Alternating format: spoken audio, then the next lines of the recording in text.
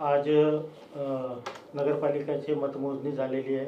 या राज्यामध्ये भाजपचे किती उमेदवार निवडून आले नगराध्यक्षपदाचे? बहुतांशी ठिकाणी भाजपचे उमेदवार निवडून आलेले आहेत, काही आमच्या सहयोगी पक्षाचे निवडून आलेले आहेत। ओव्हरऑल महाराष्ट्रामध्ये एक नंबरवर भाजप हाच पक्ष आहे, त्याच्यानंतर आदरणीय शिंदे साहेबांचे पक्ष आहे, त्याच्यानंतर अजितदादांचा पक्ष आहे, बाकी पक्ष सगळे नंतर आहे त्याच्यानंतर। त्याच्यामुळे एक नंबर पक्ष हा भाजपचाच पक्ष आहे। जळगाव जिल्ह्याची काय परिस्थिती आहे भाजप? जळगाव जिल्ह्यामध्येही भाजपच हा एक नंबर पक्ष म्हणून निवडून आलेला आहे। जेवढे आम्ही नगराध्यक्ष उभे केले त्यातले भुसावळ, वरणगाव आणि यावल सोडलं तर बहुतांशी ठिकाणी आमच्या महायुतीचेच नगराध्यक्ष निवडून आलेले आहे।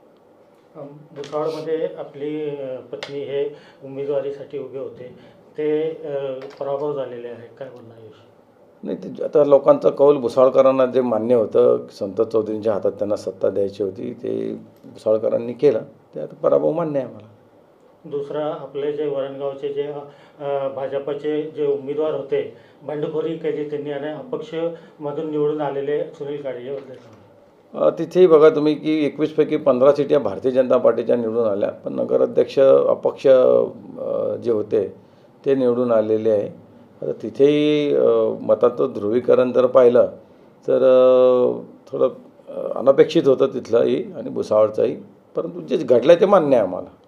मुक्ताईनगरमध्ये आपले भाजपचे जे नगराध्यक्ष भावना पाटील तेही देखील पराभव झालेले आहेत, तिथे शिंदे गटाचे उमेदवार निवडून आले। तिथे आमचे सहयोगीच पक्ष आहे, त्याच्यामुळे काही प्रॉब्लेम, त्याचे भाजप आणि आमच्यात मैत्रीपूर्णच लढत होती, त्याच्यामुळे शिंदे जरी निवडून आले असले तरी ते आमचे सहयोगीच आहेत।